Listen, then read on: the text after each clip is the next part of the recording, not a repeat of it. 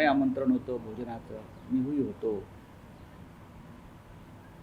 अत्यंत खेळीमेळीच्या वातावरणामध्ये ही चर्चा झाली. राहुल गांधींनी काल आम्हाला सुद्धा वोट चोरीचं एक प्रेझेंटेशन दिलं थोडक्यात. ते अत्यंत धक्कादायक. आणि नंतर स्नेहभोजनानंतर आम्ही एक महत्त्वाचे काही विषय जे होते त्याच्यावर चर्चा केली, बैठक घेतली आणि बैठक संपली. अजून काय हवं आहे? नाही, पण राऊत साहेब, काल एक फोटो, बैठकीचे बरेचसे फोटो आले, त्यात एक म्हणजे उद्धव ठाकरे ज्या ठिकाणी बसले किंवा ज्या ठिकाणी त्यांना बसवण्यात आलं नाही, त्यावरून अनेक चुकीचं आहे. टीका आरोप होऊ काय लागले. टीका आहे? भंपक लोक आहेत. आम्ही घरी गेलो आहे, समोर स्क्रीनवरती काही प्रेझेंटेशन होतं. स्क्रीनवरती उद्धवजींना पुढे बसवलं. उद्धवजीचं म्हणणं पडलं की स्क्रीनच्या समोर आपण सिनेमा बघतो तर ते थोडं त्रास होतो पाहताना किंवा नीट दिसत नाही.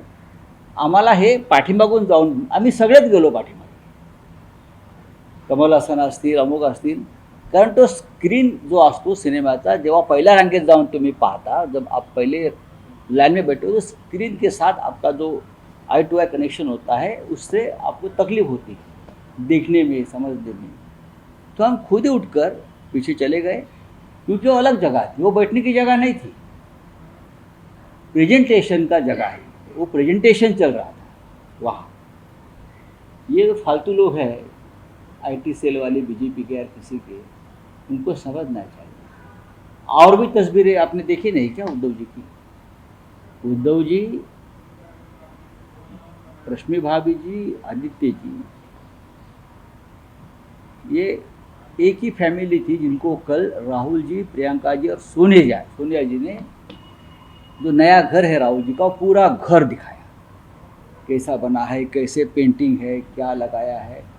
और पूरी बैठक ख़त्म होने के बाद भी आधे घंटे तक ये अंदर पूरे उनको दिखाए थे. तो ये कहाँ बैठे हैं? प्रेजेंटेशन है ये. प्रेजेंटेशन में जहाँ सुविधा होती है देखने के लिए वहाँ जाकर लोग बैठते हैं. वो बीजेपी के वोट चोरी के खिलाफ प्रेजेंटेशन चल रहा था वहाँ. समझा? कुछ भी बोलते हो आप. कौन सा भी एक फोटो निकाल, मैं भी खुद बैठा था, कमल हसन थे, पवार साहब भी हमारे साथ बैठे थे उधर, क्योंकि आगे से दिखने में थोड़ी तकलीफ हो रही थी. बहुत लाइट जल रहे थे क्योंकि ओपन स्पेस में प्रेजेंटेशन चल रहा था. और वहाँ उस तरह से बैठने की अरेंजमेंट की, प्रमुख नेताओं को आगे बिठाया था. लेकिन उद्धव जी उसमें से टेक्निकल और डिजिटल बातों में थोड़े माहिर है. यहाँ ठीक से दिखेगा नहीं, इथून नीट दिसणार नाही, ते मागे आहे. मैंने भी पूछा, नहीं यहाँ से दिखता नहीं है ठीक से, थोड़ा पीछे जाकर और समझ लेंगे. मेरे पास वो फोटो है, देख सकते हैं. सर, नरेश म्हस्के आहे ते हे सांगतात की शिवरायांचा वारसा आहे आणि ते कुठे ना कुठे मागे बसतात, म्हणजे ते अपमान होत आहे. रिझर्व सीट्स का नव्हते? अरे त्या म्हस्केला सांग,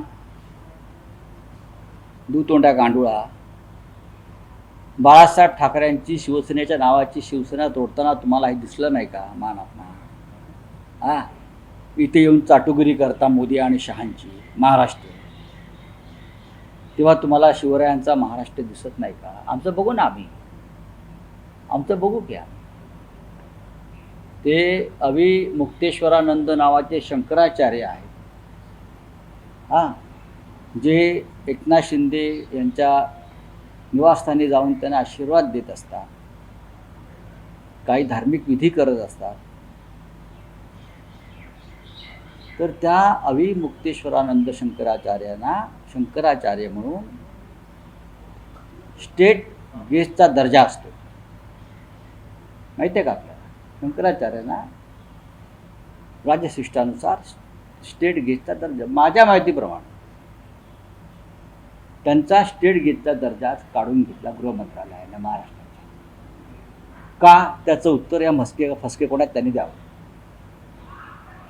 बहुतेक आशीर्वादाचा अजीर्ण झाला असेल. अभिमुक्तेश्वरानंद यांचा स्टेट गेटचा दर्जा महाराष्ट्रामध्ये काढून घेतला. इतरत्र आहे, तर महाराष्ट्रात काढून घे. शंकराचार्यांचा हिंदुत्ववादी जे आहेत ना शिवसेनेवाले डुप्लिकेट, आशीर्वाद महाग पडले बहुतेक शंकराचार्यांना. नाही, काय नेमकं कारण काय आहे? कारण तुम्ही समजून घ्या, कारण तुम्ही समजून घ्यावे. राहुल साहेब, आणखी एक विषय असा होता की जे प्रेझेंटेशन राहुल गांधींनी मतचोरीबाबत केलं, निवडणूक आयोगानेही त्यांना म्हटलेलं आहे की तुम्ही शपथपत्रावर हे सगळे पुरावे घ्या. निवडणूक आयोग हा भारतीय जनता पक्षाचा हस्तक आहे, नोकर आहे. हे जे वारंवार आम्ही म्हणतो, राहुल गांधींनी जी माहिती दिली ती स्वतःची माहिती नाहीच आहे, ती त्यांच्या वेबसाईटवर आहे. त्यांच्या वेबसाईटवरून हा क्राईम त्यांनी शोधला. निवडणूक आयोगाची चोरी ही निवडणूक आयोगाच्या वेबसाईटवरून शोधली आहे.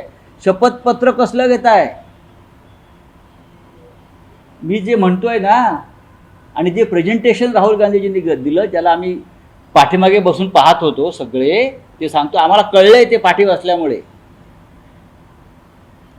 ती संपूर्ण माहिती, लाखो मतांची चोरी कशी झाली हे संपूर्ण पुरावे हे भारतीय चुनाव आयोगाच्या, निवडणूक आयोगाच्या वेबसाईटवरच आहेत. त्याच्यावरूनच त्यांनी 6 महिने राहुल गांधींनी संशोधन करून त्यांच्या टीमने ते काढलेलं आहे.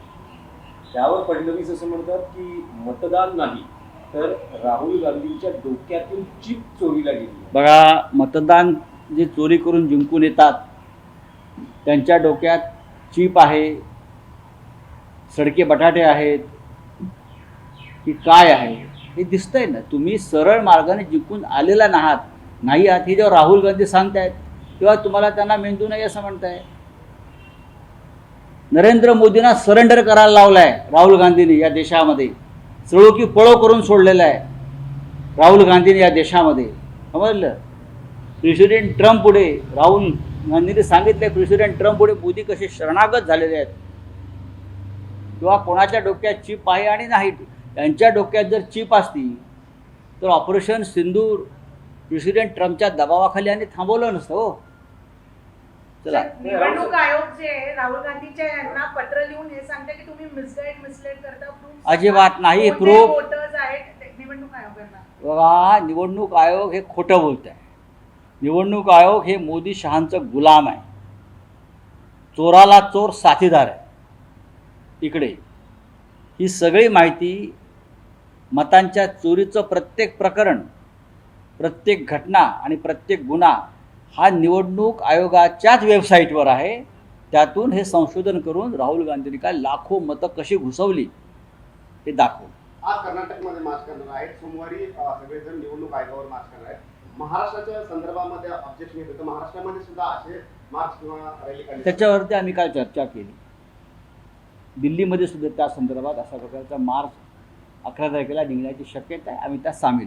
राहुल साहेब, आणखी एक विषय होता की एका बाजूला इंडिया अलायन्सची मिटिंग होत असताना त्याच दिवशी NCP शरद पवार पक्षाच्या खासदार सुप्रिया सुळे या काही विषयांवर पंतप्रधानांची भेट घेतात आणि त्यांनी त्याच वेळेला सोनिया गांधींचाही भेट घेतली, खरगे साहेबांचाही सत्कार केला. हँडलूम दिवस होता असं त्यांचं म्हणणं आहे. आता त्या दिवशी काय ते हँडलूम डे होता. हँडलूम डे, हस्तकौशल्य, काय हस्तमाग, हातमाग केला असेल. नाही, पण असं होतं अनेकदा की ज्यावेळेस सुप्रिया सुळे आणि पंतप्रधानांची भेट होते, पंतप्रधान आवर्जून शरद पवारांच्या तब्येतीची चौकशी विचारपूस करतात. का शरद पवारांची चौकशी केली असती आवर्जून तर जे शरद पवारांनी नरेंद्र मोदींना त्यांच्या संकट काळामध्ये एवढी मदत केली, त्यांचा पक्ष काढून अजित पवारला दिला नसता. अब हिंदी में पूछे. कल इंडिया आघाड़ी की मीटिंग में क्या डिसीजन लिए गए, किन मुद्दे पे इस पर फोकस किया? देखिए, इंडिया आघाड़ी की बैठक में तो बहुत से दल शामिल हो गए जो मेंबर है इस आघाड़ी के, ब्लॉक के, इंडिया ब्लॉक के. तो शिवसेना पार्टी चीफ उद्धव ठाकरे जी थे, आदित्य ठाकरे जी थे, मैं खुद था, स्वयं था. राहुल जी ने प्रेजेंटेशन दिखाया वोट चोरी का, बहुत ही धक्कादायक रहा. बाद में एक स्नेह भोजन हुआ बहुत अच्छी तरीके से. राहुल गांधी ने जाकर सभी के टेबल पर आग्रह किया, सबसे मिलते रहे, बात करते रहे, प्रियंका जी, सोनिया जी, राहुल जी. उसके बाद एक मीटिंग हो गई, इंडोर मीटिंग हो गई इंडोर मीटिंग में बहुत सी बातों पर चर्चा हुई, जिसमें वोट चोरी से लेकर उपराष्ट्रपति के चुनाव तक सभी विषय पर चर्चा हुई। राहुल गांधी ने कल जो प्रेस कॉन्फ्रेंस की, इलेक्शन कमीशन कह रहा है कि एफिडेविट पार्टीज क्यों नहीं दे रही है। देखिए, राहुल गांधी ने जो दिया है इंफॉर्मेशन चुनाव आयोग की चोरी, क्राइम, अपराध, डाका, लोकतंत्र की हत्या, ये सब एविडेंस चुनाव आयोग के वेबसाइट पर ही है। और राहुल गांधी ने ये कल प्रेजेंटेशन और पूरे दिखाकर चुनाव आयोग को चैलेंज किया है कि ये सब आपके वेबसाइट से हमने इंफॉर्मेशन निकाली है, तो कौन सा एफिडेविट चाहिए? एफिडेविट तो लेना चाहिए मोदी और शाह जी से और बीजेपी से। ये एफिडेविट दीजिए कि हमने चोरी नहीं की है वोटों की, ये एफिडेविट लीजिए। राहुल सर, कल एक मीटिंग हुई, कल एक मीटिंग हुई, उसमें भी राहुल गांधी ने एप्लीकेशन की, उसके ऊपर उस मीटिंग में डिटेल चर्चा हुई और सरकार ये कहती है कि वो चुनाव आयोग उसका आंसर देगा, संसद उसका आंसर नहीं देगी। देखिए, चुनाव आयोग भारतीय जनता पार्टी की एक्सटेंडेड ब्रांच है। आज का चुनाव आयोग, वो सेशन वाला चुनाव आयोग अब नहीं है। आज के चुनाव आयुक्त कौन है, किसके साथ काम करते थे पहले?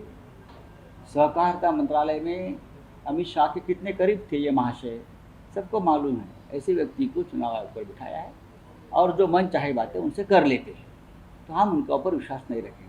राहुल सर, मराठीत दोन प्रश्न आहेत. प्रकाश आंबेडकर असं म्हणतात की 15 दिवसात इंडिया आघाडी बाबतीत मोठी बातमी येईल, शरद पवार पूर्णपणे भाजपचे हस्तक आहेत. बघा, प्रकाश आंबेडकर अशा प्रकारची विधान आणि वक्तव्य नेहमी करत असतात आणि त्यांना जर खरोखर या देशामध्ये प्रकाश आंबेडकरांना संविधानाची इतकी काळजी असेल तर आम्ही त्यांना नेहमी आव्हान करतो, ते मोठे नेते आहेत. त्यांनी भारतीय जनता पक्षाविरुद्ध खुलेआम उतरायला पाहिजे आणि भारतीय जनता पक्षाच्या पराभवासाठी सामुदायिक जे आम्ही प्रयत्न करतो आहोत त्यात सामील व्हायला पाहिजे. प्रकाश आंबेडकरांचे जे प्रयत्न सुरू आहेत राजकारणामध्ये त्यांच्या दिशेने योग्य असतील, पण त्याचा फायदा अप्रत्यक्षपणे भाजपला मिळतो. शरद पवार कोणत्याही परिस्थितीमध्ये भारतीय जनता पक्षावर जाणार नाही.